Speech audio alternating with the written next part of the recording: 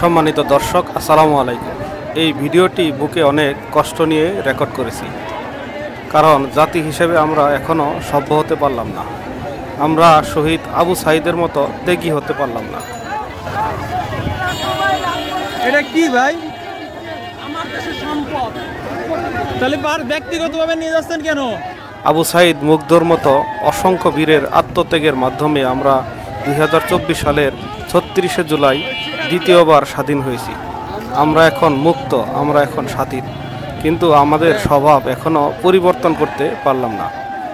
বৈষম্য বিরোধী ছাত্র জনতার ব্যানারে সকলের অংশগ্রহণ ও আত্মত্যাগের মাধ্যমে প্রাপ্ত বিজয় কতিপয় লুটেরা গণভবন সহ বিভিন্ন সরকারি স্থাপনায় লুটতরাজ চালাচ্ছে, যা আমাদের দেশের ভাবমূর্তিকে দেশে ও আন্তর্জাতিক অঙ্গনে মারাত্মকভাবে নষ্ট করছে।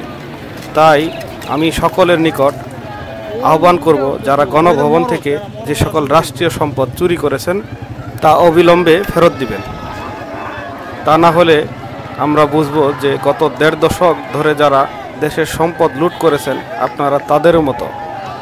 তারা বড় চোর আর আপনারা ছোট চোর।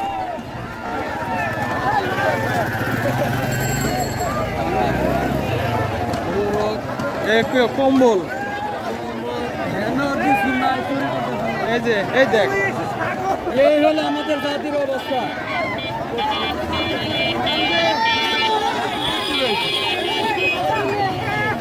এই গরুর বাচ্চা নিয়ে গেল একটা, দেখছিস? ছাগল নিয়ে এসে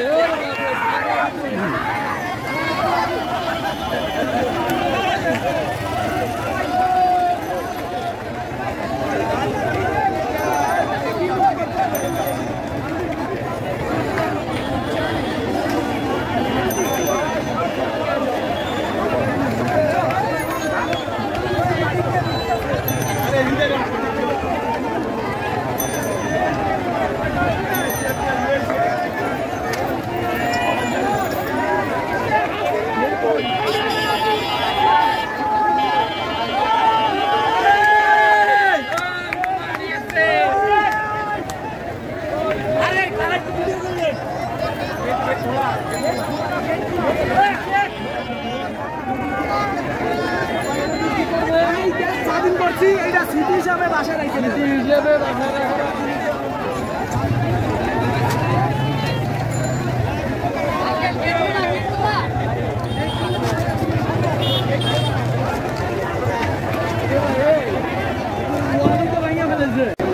এগুলা